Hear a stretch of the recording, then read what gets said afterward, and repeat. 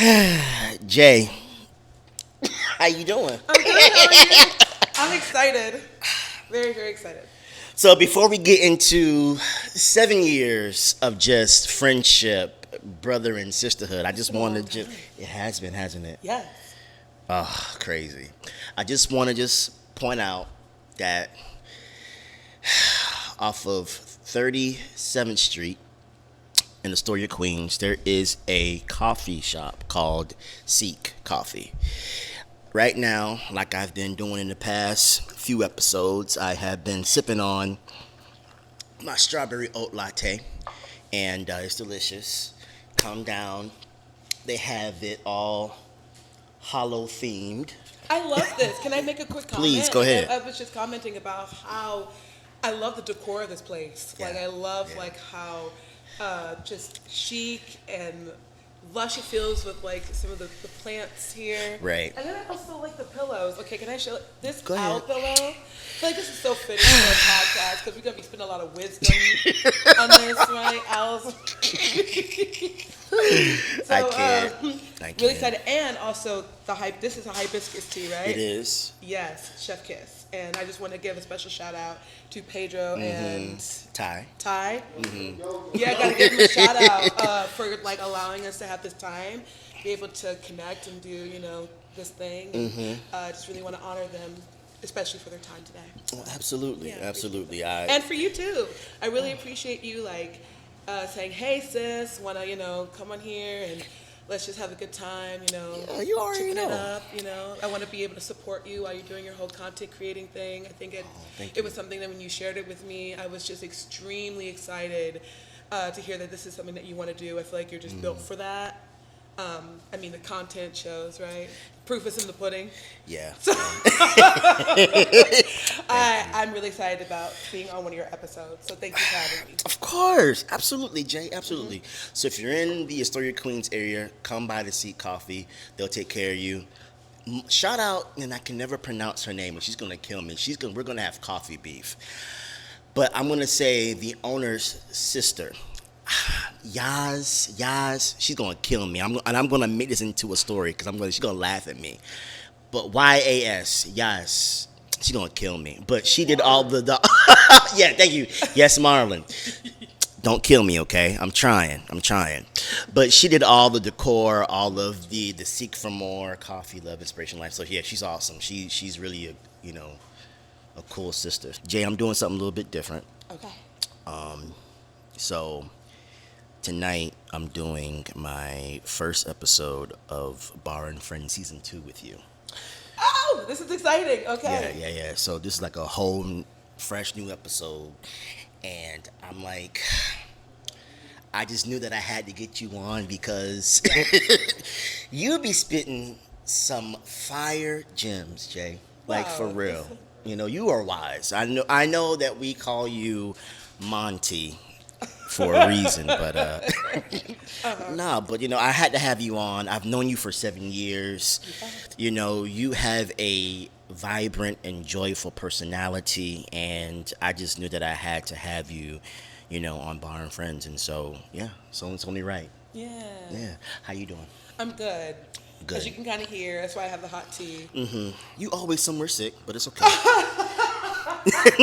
See, I wasn't trying to cough on camera or over the microphone. Yeah, I'm struggling a little bit with that, but I am in very, very good spirits. And again, I'm just really excited about doing something like this, but more importantly, with someone like you. Like I said, we've known each other for 7 years. Should I kind of go into Please, go ahead. Please, 'cause I know let's our open it story's up. going to be a little different, how we first met. Like we Open met it at up. the Grace Place, Yes, right? we did. And this is when we were at the Upper West Side location. On Right. Was it 72nd 72nd Street? Yep. And I remember when we first met, it was just like an instant click. Like the energies were It vibing. was. We saw each other. We had great conversations right from the rip. For sure. But I remember it was like 3 months into getting to know you. Yes, I'm Do they ready. know this story? Does everybody No, know this story? they don't know it. They don't know it. Tell it. Well, it really just started with a simple text from you to me and then a follow-up phone call asking me if I had known of any Oh, we about to go sweet into young it. ladies We about to get in. We about to get into it. that he would possibly be interested Oh, in. we about to get into it. And I was just like, We about Not to get say into that it. I don't have, beautiful friends, but a lot of them are already, married, they're out of Right, state, right. I was still trying to, kind of make my way, find my footing here. Making my so. way downtown. We should have given people the disclaimer that there's going to be a lot of jokes on this. Oh, So, absolutely. okay. By the way, Some that may land with you all, some that may not. We're not responsible for it. that's how we first back met. on track. Yeah, Yeah. You had asked me that question, and I said I would just keep eyes out for you. Right. But I mean, you did the work yourself. I did, I and did. now you're getting married, and like I can't in less I than a can't month. believe it in less than a month. So I It's commend you for crazy. doing it yourself. You didn't need me. You know what I mean? You didn't need me at all. Maybe that was your way of trying to even build a further connection with me. And if that was the case, that kind of worked because Yeah. we already instantly clicked, but I feel like we really connected over relationships, which I know how this conversation is going to go and how our usual conversation is going to go. We're going to lead into that, but for sure. No, yeah, we bonded a lot about that. That's exactly how we met. Let me go back. Because I was actually church hurt before I came into the Grace Place. That's why I didn't get involved yet with anything. I kind of just took my time, kind of just vibe with the people, just went to church. I was just a regular churchgoer. And then, I don't know. I just saw the need, and I saw great people like you. And shout out to Michelle Madrano. What's up? Talk to her, and I just felt the need to just get involved in church again. And from there, me and you started to talk and have conversation, and that is how I got comfortable with that, saying, yo, listen, you got any, good looking sisters that you want to short and swing my way? It's good to me. You know what I'm saying? Yeah. So yeah, but no, and I've had my share of ladies at the Grace Place, but I'm so glad. I'm so glad that the Lord has blessed me He with. definitely, helped guide your steps through the process. I think For sure. anyone, you know what I mean? Like he really For sure. Understands the desires of our heart, but he also knows what we need uniquely. Absolutely. So yeah. Every single dating experience, I looked at it as a way for you to learn just more about what it is that or it consecrated more. Right. Of what your desires were, but also was really telling about what is it that you really need. Right. In your life, and I feel like everyone that you encountered, I think you learned a lot from those situations, and now you've landed with the person that. Ooh. Yeah. You just give me the alley oop because it's so good, because that's what I always tell Joy. I said, I don't think that I would have been ready for you or prepared for you 3 or 4 years ago. I had to go through different challenges with different women to kind of chisel me into the man that I am for you right now. And so it's so true. So I think that, God used those dating experiences to train me, to mature me, to evolve me into the Christian that I am today. So amen. I agree. How was it going through those challenging seasons in your life where you lost your parents? Yeah. How did you feel? What emotions were you going through? Kind of just walk us through that journey, because I know you. It's probably going to be an ongoing journey for a while, right? Because it's for a lifetime. Yeah. I would argue and say that it's for. I don't want to say argue, but I would just say that whenever you lose or have a significant loss like that of a parent or somebody who's extremely close to you, that loss or that grief is always going to be there. It just transforms over time. It lessens a bit over time, but nonetheless, it's still there. So, but if you're asking me about when all of it was going down, it actually started off with my father falling really ill. Like he had been ill for actually quite some time. Oh. So this is something that a lot of people don't know. Okay. Only people like really in my closest circle have known this. So sharing it publicly, right? Right. Yeah, he had congestive heart failure due to him having a surgery years ago when I was like 9 years old. We found out he was diagnosed with cardiomyopathy, and so he had to have open heart surgery for that. He had to get a pacemaker for that, and then it just seemed like year after year after that surgery, it seemed like he was just having further complications, which led to, like I said, the congestive heart failure, which then ultimately led several years down the road to kidney failure, which my mother finally like told me about, and then with him going into the hospital mid-November, finding out that he actually had what is known as cardiac cirrhosis of the liver. So it isn't caused by like overconsumption of alcohol, but it's rather caused by, how did they describe it? Like it almost like the way they're describing it was like autoimmune kind of thing. Right. It's like scarring of the liver due to like maybe confounding of medications, as well as like buildup of toxins in his system because of his kidney failure and things like that, because he wasn't required to go on dialysis right away, but it just seemed like everything was like a perfect storm. And I apologize for my misinformation. I'm not trying to misinform. I'm just recollecting what I thought was being told to me. Right. So anybody, if they're watching this, can definitely, correct me in the comments if they want. But but nonetheless, that happened with my father. He ended up going to the hospital that mid-November, and then my mother, just to kind of backtrack a little bit, she had Alzheimer's. At the time, we thought it was just dementia, but she wasn't formally diagnosed with Alzheimer's until a year prior to all of this. And so, just kind of preparing. Like me and my sister were already kind of like more so like grieving while they were going through this, because we knew it was only a matter of time.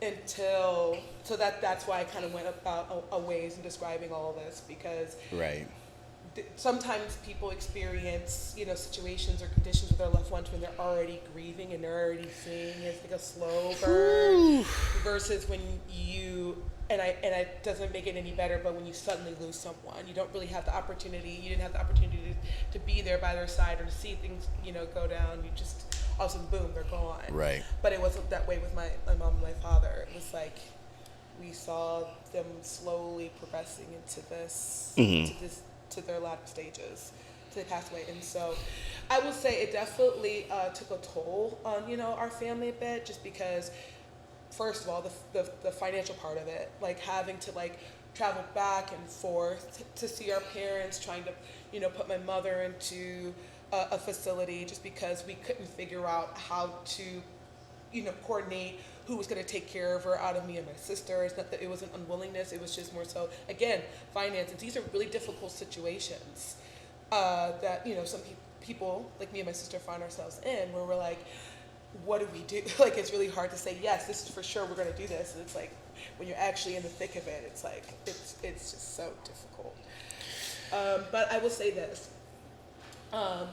Through it all, by their bedside, by even coordinating their arrangements, I'm thankful to God that, first of all, I had the security with my friends and my family to help us along the way. I'm so thankful for His love and His comfort through that time, because I think without Him, I think I probably would have spiraled maybe into like even a greater kind of depression, instead of just kind of leaning in His comfort and knowing that like our bodies are not meant to last, but just being able to be present with my parents and being able to pray over them, and to love on them and to honor them the way that they made sacrifices for us and loved on us, and so I was very thankful to God to have the opportunity to be able to be by their side.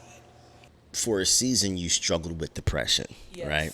But what is depression? Is it just like a long period of just like a funk that you go through, or highs and lows of emotions? Like, explain to me what depression is, how did it come into your life, and how did you beat that thing? the earliest I can remember me being depressed was around 9 years old. Believe it or not. 9? Yeah. Jay, Yeah. you were playing with Barbies I and know. I what? know. I know. So during that time, I just remember feeling out of place. It was hard for me to really make a lot of friends. Like I felt like genuine friendships at that time. Right. And so I kind of fell into a sunken place where I felt a lot of loneliness and anxiety and sadness.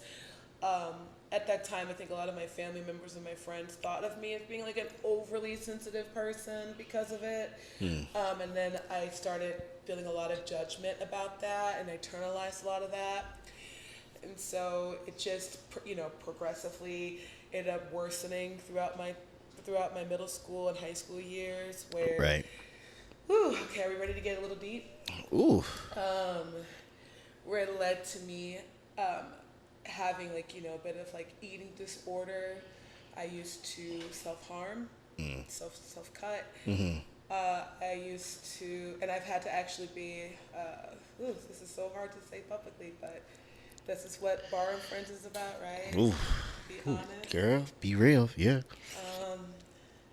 It led me being hospitalized a couple of times, so I had to do like inpatient and outpatient therapy for my depression. I was on various medications, had to see a psychiatrist, psychotherapist, plural. Jay. Yeah, I went through it from, in terms of being undiagnosed at around 9 years old, just being really depressed, and people had noticed that about me. But I started becoming more formally diagnosed. It wasn't until like around my junior to senior year of high school, and then this depression really led all the way up until my mid-20s. Yeah. And really I share the story of the woman who really, I really credit God. That's when I think I started really seeking a relationship with God, or trying to understand God. It was really through this woman. Her name was Laverne Roberts, and I did not know at the time that she was a Christian therapist. And I remember, she would, try to, she listened to me. She was very attentive to me, even though I was very combative, because I felt like, she was just, she would always like deflect questions back to me, and I'm like, I how you think you have an understanding of how therapy should be. Right. And I'm like, stop. Is it your job to try to figure me out? You're trying to have me figure myself out? I don't want to do that. And I shared actually part of the Grace Place testimony video that was. Oh yes, Yeah. I remember that. I had mentioned in that video that there was a very pivotal moment. Sometimes, it's like the simple things that people say that just like all of a sudden, boom, just like transforms it for you. Right.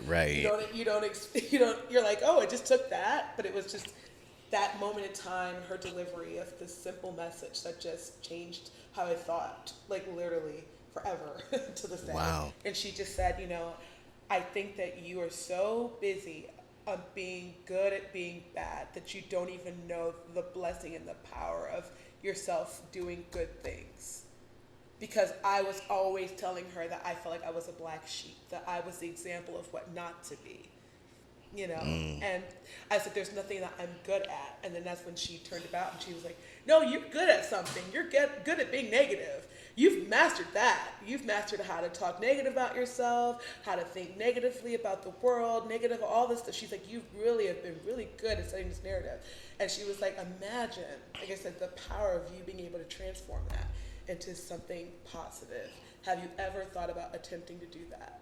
And she kind of helped me to see that I was trying to make myself like this exception, and not understanding that there are so many people who struggle with the same thing as I do, even though I had already understood that to a degree, having been a part of group therapies before, and encountering people who had situations that were similar to mine. But just having her say that to me in that moment, I just remember I just broke down and I started crying, and I felt like I was back in the corner. I couldn't debate that. So, And then when she started sharing scripture and stuff with me, that's when I started learning that, like, what her faith was. And yeah, and then that's how I feel like my personal journey with trying to develop my relationship with God kind of started. So my thing is, and I want you to get at them when I ask you this question too. Yeah.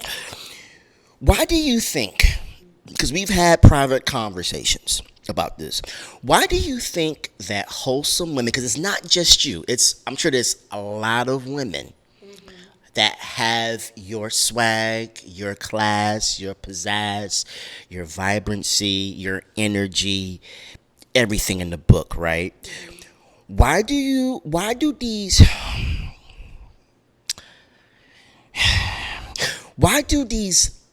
lower class brothers Oh, wait. Wait. Okay, go ahead. Finish the question. that only offer potential come at women like you? We as human beings are all going to go through different things in our life, different circumstances. Absolutely. In our life. And so I want to be careful in depicting somebody as like Right. subordinate or. I apologize, No, brothers. no, it's all right. No, but you know what I mean, right? I know what you're getting at, though. I think that, when it comes to, and it swings both ways, right? Right. When somebody is like, they desire wholesomeness. Absolutely. And it's not just that they can't, attain it for themselves, but I think that just naturally you're going to be attracted to that. You're going to be attracted to somebody who is like measured and has a good head on their shoulders and seems like, they care about themselves. They care about, their health and their wellness and balance. So it's like all of those things are very attractive. Why would you not be attracted to that? Right. I think that the problem that sometimes people get themselves into is when they are not assessing or are aware if they really are matching that. And it's like, you're not necessarily trying to intentionally hurt somebody, but understanding that, like, if you are finding yourself in a place to where, if you're being self-aware that you're not quite matching the energy of the person that you're with, then it's like you kind of need to take a step back and just really work on those things yourself, because you don't want to feel like that person's expected to kind of fill those holes for you. Right. However, I do want to say this too, because I know that there are people who do support, if you're a person that is like, going through your struggles, but you're doing your heavy lifting. Right. And you feel like, and you pray about the situation, being the person that they're in and saying, you know what, like, is this like something that I can be called to help this person in their season? But that's where women get in trouble. I get it, but don't be Superwoman now, Jay. That's what I'm saying. It's not about, but that's why I prefaced it with, they have to do the heavy lifting. Okay. Or the woman has to do the heavy lifting. Okay. You can support the person while they're doing the heavy lifting, but they got to do the heavy lifting. But it's about also praying whether or not, like, you are really the person to be in that assignment. Because we're not necessarily, and that's just my opinion. I hear you. We're not always, in my opinion, like, we shouldn't necessarily just always assign ourselves to be a part of that if that's not what we're meant to be in that person, in terms of that person's life. But I'm always called to be able to help people because, I feel like that's just the inherent calling for any Christian. But the help, the level of help is something that you really have to pray about in terms of the boundary with. And if it's calling you to not do that, especially if the person is not showing that they're trying to take ownership, right, accountability, right, for trying to, like, take care of themselves and heal themselves, then that's something that you gotta, let go, because they're gonna just continue to drag you into, their situation, and they're gonna have these expectations on you to do the healing for them. Right, and that's not okay. I'm always a person, I love to create. I'm not the best at it, but I love to create. You're not the best, you're just the best of the best. I try. So my question to you is, are you portraying yourself on social media as the authentic self? Like, are you portraying yourself as Jamie Young on TikTok, Instagram, Facebook, like you are right now on this podcast, right? Yeah. And that has been just the question that I've been thinking about the last couple of weeks because, like Ty mentioned, and this is true. This is true. This is facts. This is facts. You get a beautiful woman with leggings. My preference. I love a woman that wears Nike leggings. Shout out to Nike. Pay me my money, like Drake. If you have a woman that wears leggings and tight shorts and stuff like that, you are going to get views. Right. Right? Facts. Mm-hmm. Now, The thirst traps. yes, right. So I guess it's a little bit easier for women, to go to the gym or to go to a store or park and look good, look fit. You know what I'm saying? Look voluptuous. I don't want to get too graphic because I'm saved. I love Jesus. But you get what I'm saying? Right. Because it's like on my TikTok, that's Right. what it shows. Right. It shows, oh, okay, she's working that out today. Or Okay. she's doing that today, right? Right. Now, see, here's my thing. I can go to the gym. Mm-hmm. I can go to Blink Fitness. I can go to Planet Fitness. I don't do Planet because I don't do the whole purple and black. That purple and gold, yeah. I don't do that. And half, yeah. And yeah, I don't do that. Brighten it up. But see, the funny thing is, Jay, is that I can do that, but I may not get as much likes or views because, see, as a woman, women are more mind stimulated. You know what I'm saying? Like we're just talking about just pure content now. Like, there's no niche for men getting fit. Or maybe there is. I don't know. I don't know what pops up into I your was gonna say, yeah, for know your there's page. algorithms, right? So Right. Social media has become Right. this whole multi-system Right. connection. Where it's like I said, now it's like you got content pumping at you based on a whole algorithm of things. That Right, so right. I'm sure that there are, like to your point, there are things that are not in our purview or we don't see Right. because it's not. We're not seeking that. Ooh, yeah. So, but, to answer your question Yeah. pretty quickly, because again, Yeah, we gotta appreciate respect. you paying your time. We do. I have to give them lots of shout outs. But when it comes to social media, I actually asked this question of my friend today. Oh, okay, Because, okay. Yeah, we were just chatting about it, and I will take what he told me, and he was like, social media is about your own individual experience. So it's like, if you are posting things that are making you happy, that you feel are things that just you just want to share, that's being your authentic self. I do think that like it all comes down to intentionality of why you're posting something to determine its authenticity. Right. If you're posting to pose, and put on a facade, no one per se is going to point that out unless it just feels very like, ostentatious or just like it's clear that you're masking something up. But most people don't really, look at it that way. They just look at it, oh, this person's having a good time, this person's doing this. And I think that's what we're accustomed from social media, is just seeing what people want to, post and what's happening in their life. Right.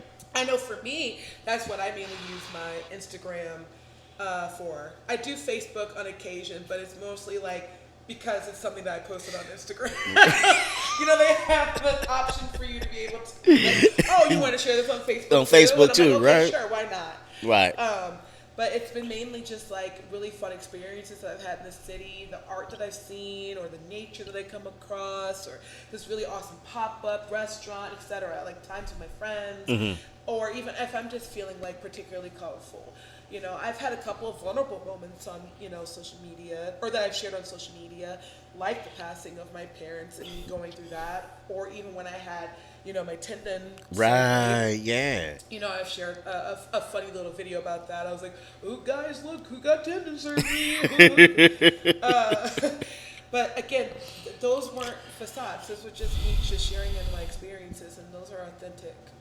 I think if you feel like you're posing because you feel like you have to create a whole world to show people something, Right. you feel like you have to prove something to somebody, Right. you don't owe that to anyone. You know what I mean? You owe it to just, you know, enjoy social media, to just, you know, connect. I think that was the intentionality behind it. I may be a little naive in saying that, but like really, No, it like was. I approached it with that lens. I think many people did, to just say this is the way for us to be able to connect and share experiences. Unfortunately, it's led to people feeling like they have to kind of create a different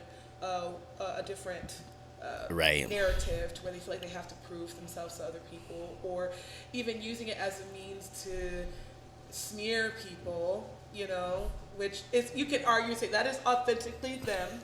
If they want to go and put their business on blast, that's authentic in itself. But I would encourage people to say that, like, it's like freedom of speech. Yes, you can do it.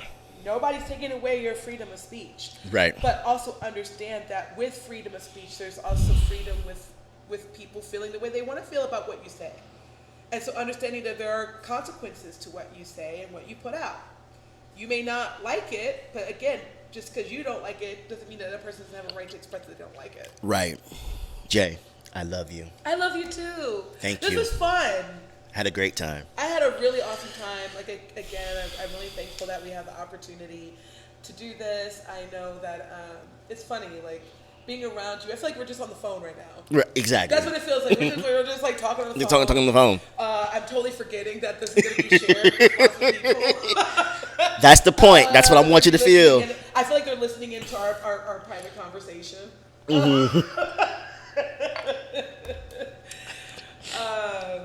Oh man. But it's always great to be able to just